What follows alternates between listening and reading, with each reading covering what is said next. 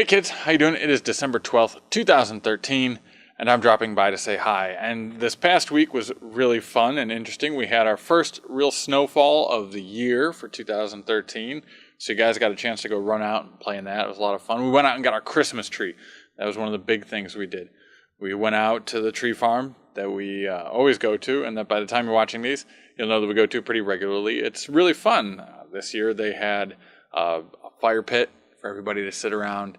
They had all the same old stuff that you guys like. You guys really like watching them put the tree in the little tree shaker thing to watch all the needles and dead branches and birds' nests fall out.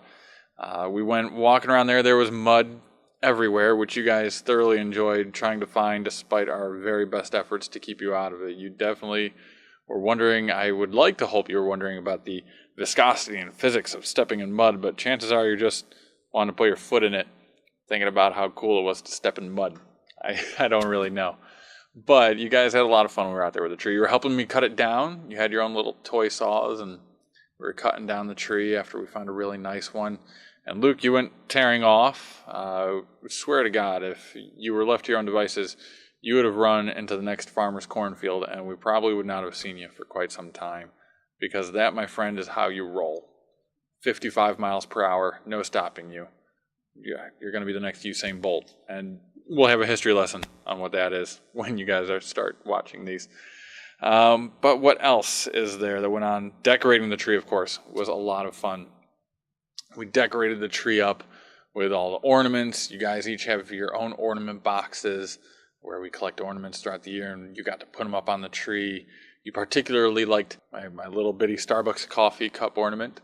And Daddy's video games, my little video game controller ornament, you like those? And all the different Santas, you guys enjoyed taking all the ornaments out and hanging them up. It was a lot of fun watching you enjoy that. A lot of fun watching you putting on the tree. And that kind of gets me to what I want to talk about today is creativity. Because creativity is really important. It's always important to think about the beauty of things. And this past week, we did a lot of creativity in decorating the tree and putting things on the tree and picking out our Christmas tree in the winter season. Mommy's been giving you guys plenty of crafts to do. She's been entertaining you guys nonstop throughout the entire month with this awesome advent calendar idea of having a present wrapped with, I think she put in 25 different layers of wrapping paper over this thing. And every day you guys get to unwrap it and do a different activity. It's really awesome. It's really fun. And it's very creative of your mother to do, to come up with this idea to keep you entertained and excited about getting all the way up to Christmas.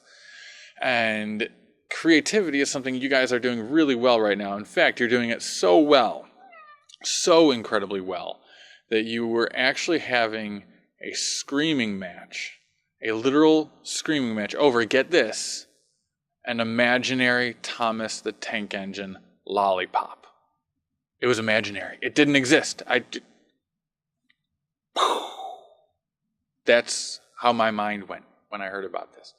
And so, okay, we resolved that, share the pretend lollipop and everything was fine. But Luke, let me tell you, I think you have a career in acting ahead of you because there's another play pretend time where you guys are playing it like you're going to a doctor visit.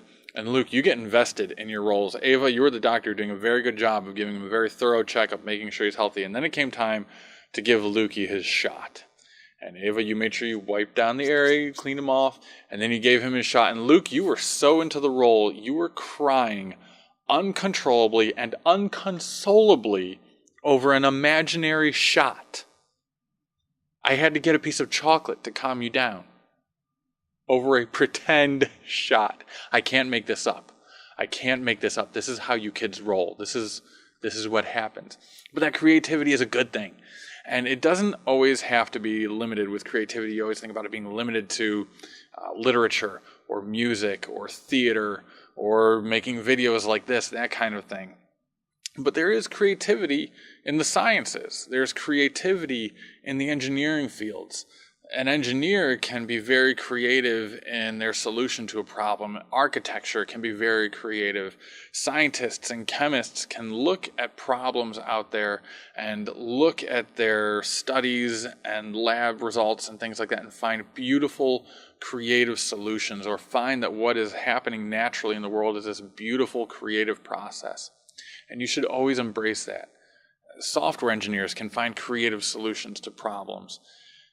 Don't be mired in thinking that mathematics and sciences are all technical and that you get to lose track of the creativity, because that's not really how it happens.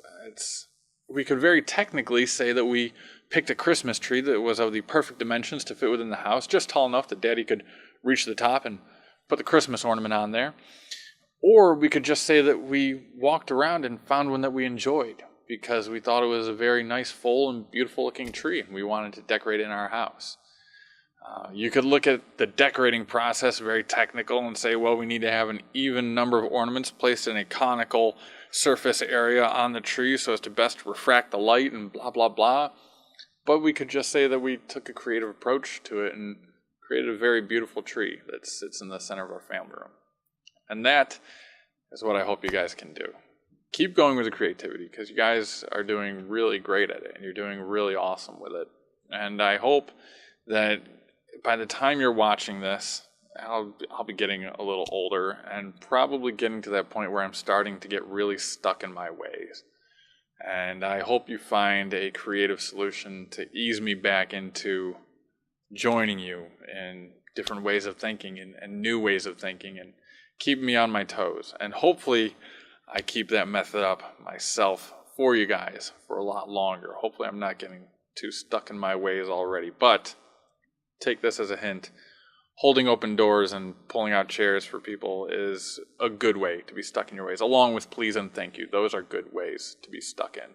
And for a piece of music your old man's been listening to, well, this week I'm going to bring up something that has absolutely nothing to deal with the theme that I've been talking about this time around.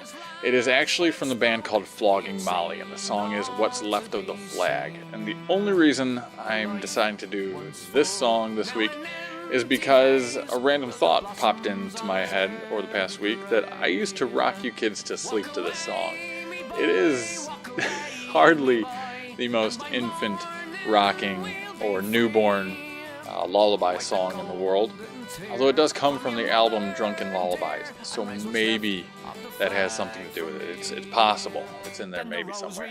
But, yeah, true to form, I would put this song on when you kids were having just the roughest of times trying to go to sleep or take a nap.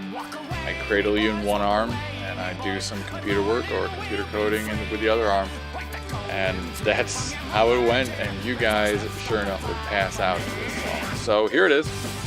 I hope you enjoy it, and I hope you listen to it and get as much enjoyment and pleasure out of it as I did way back when, at least by the time you guys are listening to this. That's all I've got for this week. I will see you guys again soon, and I love you kids.